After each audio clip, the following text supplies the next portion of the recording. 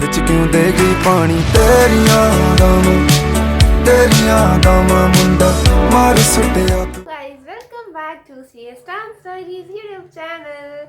So, आज मैं ना ये रिजल्ट वाले दिन ही वीडियो बना रही हूँ and I will make my 100% efforts कि ये वीडियो आज के आज ही पोस्ट हो जाए.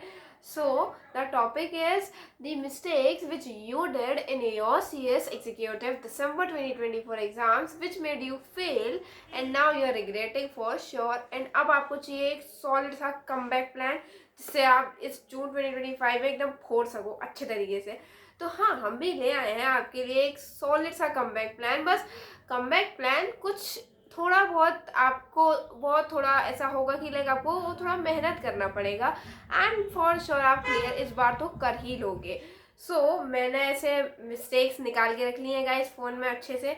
सो अभी आपको पूरी मिस्टेक्स आप जिस भी मिस्टेक से रिलेट करो मुझे कमेंट सेक्शन में ज़रूर बताना. सो बिना किसी देरी के आपके मिस्टेक्स और हमारे सॉल्यूशंस को शुरू करते हैं. Before watching this video don't forget to have your pen and notebook with you to write all the minute details which I will tell and can save your June 2025 attempt for sure. And please don't take it lightly, and these mistakes were done by many of the students and I have given a perfect solution to them. Don't take it lightly. Just go and bring your pen and a diary or notebook, whatever you have with you, and just write all the details which you need to know and which you need to remember till your exam date. See, you failed this attempt. ये line को अच्छे से accept करो कि हाँ गलती हुई थी, आई फेल्ड, उसे एक्सेप्ट करो और आगे बढ़ो. हाँ, रोना है आज रो लेना, कल और रो लेना, पर फिर मत रोना. फिर बस अपने एक पूरे जोश के साथ लगने बैठ जाना. अपने माँ बाप अपन पे आज तक की रिकॉर्ड डेट पे इतना भरोसा करता है, अपन ने कितनी ही गलतियां करी है पर उन्होंने कभी गिव अप नहीं किया अपन लोगों पे कि छोड़ो जाने दो इसे. कभी ऐसा नहीं कहा, हमेशा हर पॉइंट पे अपने साथ खड़े रहे हैं. So it is our duty कि अपन भी गिव अप ना करें उनके सपनों पे. So why to give up? At least make a smile on your face. And ठीक है, अगर फेल हो गए तो क्या हुआ, आपको एक और चांस मिल रहा है कुछ नया सीखने का. एंड ऑफ कोर्स आप जो भी अभी सीखोगे ना इस अटेम्प्ट के जो फेलियर लगा है आपको ये वाला, उससे मैं 100% कह सकती हूँ कि जो लोग फर्स्ट अटेम्प्ट वाले हैं ना उनमें थोड़ी नॉलेज कम होती है इन कंपैरिजन टू दोस्त जिनके अटेम्प्ट लगे हुए थे, क्योंकि उन्होंने उस चीज़ को इतना बारीकी से पढ़ लिया होता है कि उनको आगे चल के फ्यूचर एस्पेक्ट्स में कोई नहीं हरा सकता है. सो आपके पास भी पॉजिटिव पॉइंट है, so why to only see negative points. So अभी शुरू करते हैं आपकी मिस्टेक्स का सिलसिला. Did not done your writing practice. This was a big issue which everybody avoids and किसी को पसंद नहीं है पर ये एट लास्ट में आपको अफेक्ट कर ही जाता है. राइटिंग प्रैक्टिस नहीं किए तो लिख के क्या आओगे. सिंस रोज ऐसे क्वेश्चंस नहीं लिखने हैं तो आप अपने खुद के नोट्स बनाना चालू करो. Hand written notes are like most helping things you can ever get. So make sure you can make your handwritten notes daily, जिससे अपनी लैंग्वेज में उस चीज़ को लिखो जो सर पढ़ा रहे हैं, जिससे वो चीज़ याद भी रहेगी आपको अच्छे से. एंड आप ऑब्वियसली उस चीज़ को समझ के ही लिखोगे अपनी इंग्लिश लैंग्वेज में, ईजी सी ईजी इंग्लिश लैंग्वेज में, और वही लैंग्वेज लिख आओ पेपर में तो रट्टा ही नहीं आएगा ना चीज़ें समझने का, क्योंकि अपन तो चीज़ें समझ चुके हैं. एंड ऑफकोर्स अगर तुमको हैंड रिटन नोट्स बनाना एक झंझट लगता है, तो मैं पसंद नहीं है, आपको एक बर्डन लगता है हैंड रिटन नोट्स बनाना, सो एक ही चीज़ कर सकते हैं अपन, वो है अपन एक टेस्ट सीरीज ले सकते हैं और उसको एग्ज़ाम से 1 मंथ पहले अपन वो टेस्ट सीरीज सॉल्व कर सकते हैं. एटलीस्ट अपनी प्रैक्टिस तो हो ही जाएगी ना, writing practice. So you can do that. अब सवाल आता है आप टेस्ट सीरीज कौन सी लीजिएगा. अब टेस्ट सीरीज देखो मैं कुछ बताती हूँ जो मतलब मैं जिनके कॉन्टैक्ट में हूँ और जो मुझे बहुत अफोर्डेबल भी लगती हैं और ऐसा लगता है कि हाँ मैं भी लूँगी उन्हें अपने प्रोफेशनल में अभी अप्रैल टाइम में. तो जैसे कि एक CS हेल्पिंग हैंड्स करके है, एक अपना एड्यू टेस्ट सीरीज करके है, एक अपना CS टेस्ट सीरीज करके है, नेहा दीदी का प्रैंकर्स वेव है. सो अभी तुम अपने बजट के अकॉर्डिंग देखो आपको कौन सा सूट हो रहा है और वो ले लो. अच्छी पूरी टेस्ट सीरीज इतना भी कुछ मैटर नहीं करता, आपको तो पेपर लिखने से मतलब है भाई. तो पेपर चाहे कैसे भी मिले और चेकिंग अच्छी होनी चाहिए, ये तो है. पर मैं जो भी मैंने टेस्ट सीरीज बोली है उनकी चेकिंग ऑलमोस्ट बहुत अच्छी होती है, तो अपन उस पर रिलाई कर सकते हैं. प्रमोशन नहीं था, पैसे नहीं मिले हैं, मेरे को जो टेस्ट सीरीज पता है सिर्फ उनके बारे में बताया है, that's it. Third main issue है कि आपको एग्जाम में ही टाइम का इशू आ गया था और फिर आप एग्जाम ही अटेम्प्ट ही नहीं कर पाए थे। सो सी इसका मेजर बैक पॉइंट ये था कि तुमने प्रैक्टिस ही नहीं की थी, टेस्ट दिया ही नहीं था। एक मॉक टेस्ट देना बहुत ज़रूरी होता है कि लाइक तुमने, अगर मैं खुद अपना एक्सपीरियंस दूँ, मैंने CFM का पेपर जो 3 घंटे का होता है वो मैंने दिया था 5 घंटे में घर पे बैठ के। टाइमर भले ही 3 घंटे का लगाया था पर पेपर सॉल्व ही नहीं हुआ, तो फिर और 5 घंटे लग गए उसको सॉल्व करने में। और एट द लास्ट मुझे बहुत क्वेश्चन बने नहीं और मैं पूरा मैंने बेकार कर दिया और एंड में सिर्फ रो रही थी बैठ के क्योंकि मेरे को नहीं हो रहा था। पर मैं किस दिन रो रही थी? एग्जाम से थोड़े समय पहले, क्योंकि मैंने प्रैक्टिस कर ली थी। फिर मुझे एग्जाम में रोना नहीं पड़ा क्योंकि मैं एग्जाम से पहले रो चुकी थी और अपनी चीज़ें और अपनी गलतियां पहले जान ली थी और फिर पेपर देने गई थी। तो फिर मतलब कुछ बेकार तो होने से रहा अगर अपन ने चीज़ें एक बार प्रैक्टिस कर ली हैं तो। लाइक मैंने उससे बहुत सारे पॉइंट्स निकाले थे कि हर एक क्वेश्चन को अटेम्प्ट करके आओ, एक भी क्वेश्चन छोड़ो मत, और जो भी हो तुमसे अपना चाहे तुम्हें कैलकुलेशन वाला पार्ट ना आए पर तुम्हें थ्योरी आती है ना जितनी उस क्वेश्चन से रिलेटेड, लिख के आओ, मार्क्स मिलने वाले हैं। पर अगर कोई क्वेश्चन नहीं कर पा रहे हो ना तो उस पे से पागलों की तरह लग मत जाओ कि इसको तो करके ही रहेंगे, नहीं, उसको छोड़ दो, जाने दो, नहीं हो रहा तो बस पर करे, अटेम्प्ट करके आओ हर चीज को। मैंने अपने पर्सपेक्टिव से ये चीज सीखी थी, क्या पता तब तुम पेपर लिखो घर बैठ के तुम्हें कोई अलग चीज सीखने को मिले, तो प्लीज पेपर लिखा करो।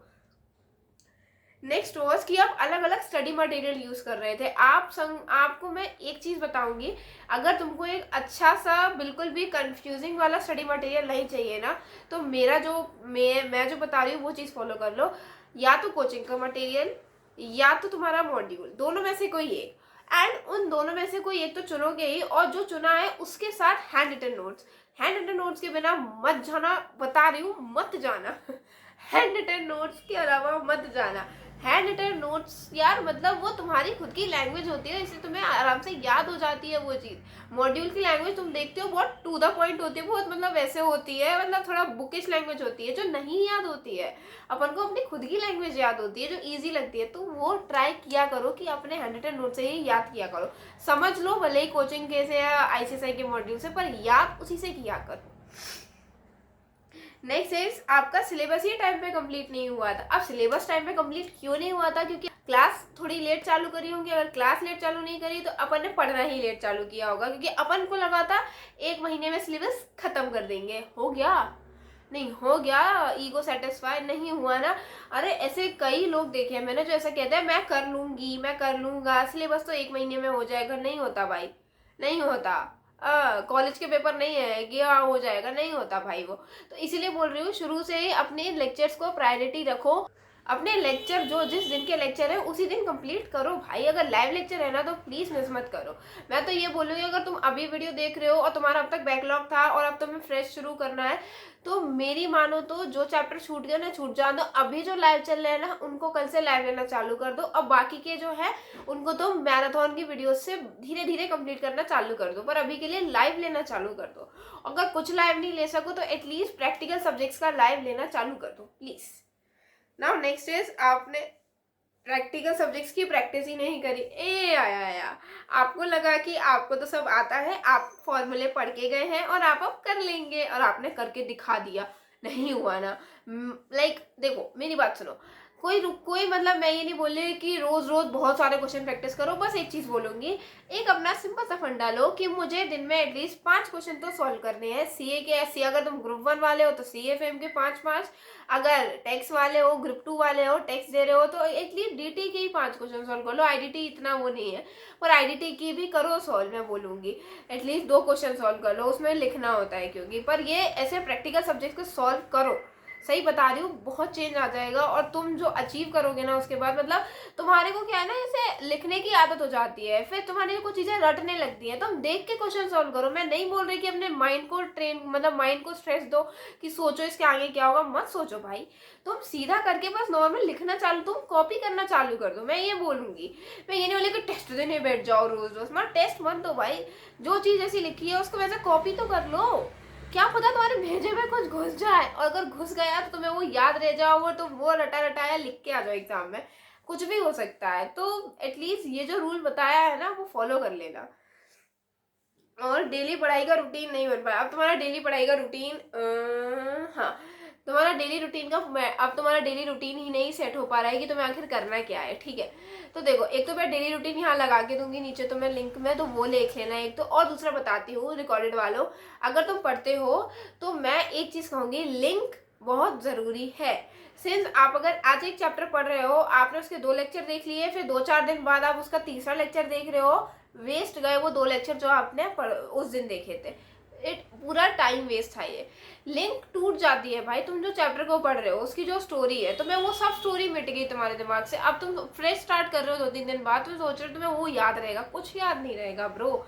सिंपल बोलूंगी कि जो तुम्हें टारगेट लेते हो ना कि आज मुझे एक चैप्टर कंप्लीट करना है, भाई कंप्लीट करके उठो ना। मैं खुद यार, अब देखो मैं अपनी बड़ाई नहीं कर रही भाई, मैं भी फेल या पास हो सकती हूँ, मैं ऐसे कोई बहुत महान नहीं हूँ। पर एक चीज कहूंगी कि मैंने एक चीज अपनाई है अपने अंदर कि आज मैंने कोई टारगेट लिया है कि आज ये एक चैप्टर करूंगी, तो ये एक चैप्टर करूंगी ही। इसके जब पूरे लेक्चर खत्म हो जाएंगे तब नेक्स्ट चैप्टर पे मूव करूंगी, और तभी मैं लेक्चर बंद करूंगी। मतलब ऐसा है कि आज मैंने चैप्टर 5 किया है तो वो चैप्टर 5 के सारे लेक्चर्स देख लूंगी। अगर आज ज्यादा लेक्चर्स हैं उसके, तो कल पक्का देखूंगी। उसके बाद भले ही 2-3 दिन नहीं भी पढ़ूं, ठीक है, पर एटलीस्ट वो जो चैप्टर चल रहा है उसको पूरा करके उठेंगे, उसको पूरा लिंक नहीं टूटने देंगे उसकी। तो ये चीज अपने अंदर बिठाओ दिमाग में, जिससे तुम ऐसे रूटीन बना पाओगे।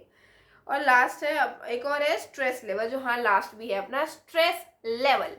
भाई मेरी बात सुनो, स्ट्रेस के नाम पे या तो बहुत बच्चे नाटक करते हैं, या जिनको सच में स्ट्रेस होता है वो तो है ही बच्चे, और बहुत ऐसे बच्चे जो नाटक करते हैं स्ट्रेस का, उन्हें होता कुछ है नहीं, क्योंकि वो शुरू से पढ़े नहीं थे, शुरू से क्लास नहीं ली थी ढंग से, शुरू से बस ऐसे ही घूम रहे थे, ऐश कर रहे थे, लाइफ एंजॉय कर रहे थे, और फिर लास्ट मोमेंट में आके स्ट्रेस का नाम दे देते, भाई मुझे स्ट्रेस हो रहा है, अब मेरे से नहीं हो रहा है। तुम्हें काय का स्ट्रेस है जब तुमने शुरुआत में ही ढंग से पढ़ाई नहीं करी? तो भाई देखो, स्ट्रेस लेना बंद कर दो। चाहे जो बच्चे सीरियसली स्ट्रेस लेते भी है ना, मैं देखो स्ट्रेस लेने से कुछ हो तो है नहीं रहा है, तुम जो पढ़ रहे हो वो और भूल जाते हो, वो पीछे चला जाता है, क्योंकि तुमको स्ट्रेस आगे आ जाता है। तो उससे क्या होता है, मैं तुम्हें एक बहुत ही अच्छा एग्जांपल देती हूँ, मैं नाम डिस्क्लोज नहीं करूंगी, पर एक मेरी फ्रेंड थी, वो पेपर लिख रही थी, एंड उनके साथ क्या हुआ था, वो इतने ज़्यादा स्ट्रेस एंजाइटी में थी कि वो बोथ ग्रुप के लिए गई थी, and she was writing her paper, और उन्होंने पेपर लिख दिया था, लास्ट का 1 आवर बचा था, और इतने स्ट्रेस एंजाइटी में पेपर लिखा जा रहा था कि like she was shivering, and इसमें उसकी वो बोतल थी, वाटर बोतल, वो गिर गई भाई आंसर शीट पे, और उसकी जो पूरे 6 महीने की मेहनत थी वो पानी में बह गई। भाई स्ट्रेस से सिर्फ ऐसी चीजें होती है, स्ट्रेस से कुछ फायदा नहीं होता है। स्ट्रेस लेना क्यों है, हमें समझ में नहीं आता। तुमने पढ़ाई की है, तुमने रिवीजन कर लिया, पेपर दे के आओ, जितना आ रहा है लिख के आओ, सारे क्वेश्चन अटेम्प्ट करके आओ, जो होगा देख लेंगे। केवल एग्जाम ही तो है, ओवरऑल तुम्हारा लाइफ का एग्जाम थोड़ी है, एक छोटे से तुम्हारे करियर का एग्जाम है। करियर अगर पास हो गए तो पक्का हो जाएगा वो करियर, और नहीं हो पाए तो अपन अगली बार उसे और पक्का कर लेंगे। आखिरी चांस थोड़ी है ये अपने पास। तो ये चीज अपने अंदर दिल में बिठाओ भाई, स्ट्रेस मत लिया करो, स्ट्रेस लेने से कुछ नहीं हो रहा। एक दिन स्ट्रेस लिया या आधे घंटे स्ट्रेस लिया समझ में आता है, बट डेली वही चला आ रहा है, स्ट्रेस स्ट्रेस स्ट्रेस स्ट्रेस। क्या स्ट्रेस है, मत लो स्ट्रेस, टेक स्ट्रेस। मैं अपना एग्जाम्पल देती हूँ भाई, मेरे को स्ट्रेस था नहीं था, मेरे को बस ऐसे ही बीच बीच में थोड़ा ऐसे झटके लगते थे भाई, वो भी महीने 2 महीने में एक आध बार झटके लग जाते थे। एंड बस मुझे थोड़ा नर्वसनेस रहती थी जब मैं पेपर देने जा रही होती थी, घर से बाहर निकल रही होती थी, बस तब थोड़ी बहुत नर्वसनेस होती थी, वरना मैं हंसते हुए ही जाती थी भाई पेपर देने। अरे एक मजा भी तो है कि अपन इतने प्रोफेशनल लेवल का एग्जाम दे रहे हैं, वो एक अलग ही फीलिंग होती है। तो उसको यार हैप्पी फीलिंग में लो, तुम उसे डर की फीलिंग में ले लेते हो जिससे तुम्हें और डर लगने लगता है। एक हैप्पी फीलिंग लो, अपने ऊपर प्राउड फील करो कि तुम इतने बड़े कोर्स का हिस्सा हो, और उससे बड़े कोर्स का तुम एग्जाम देने जाते हो, और तुम डरते क्यों हो? थोड़ा डरना बनता है, चलो जब एग्जाम सेंटर तक जा रहे हो, पर जब टेबल पे बैठ गए ना, जब चेयर पे बैठ गए ना एक बार के लिए, जब पेपर हाथ में आ गया, गहरी सांस लो और पेपर पढ़ो, और आराम से एकदम भगवान का नाम लेके एकदम मुस्कुराहट के साथ पेपर लिखना चालू करो। ये मैं हमेशा करती हूँ भाई, जिससे क्या है, मेरी खुद का जो वो होता है ना अपने अंदर का एनर्जी लेवल जो है वो बढ़ जाता है, और मुझे खुद पे और कॉन्फिडेंट फील होने लगता है, और मैं पेपर लिख लेती हूँ। तो ये तुम भी करो। एंड बस यही वीडियो थी, मेरे चैनल को सब्सक्राइब भी करिएगा, and don't forget to like comment and share in this video, and mistakes जिससे आप रिलेट कर पाए वो भी बताना मेरे को। तब तक के लिए राधे राधे।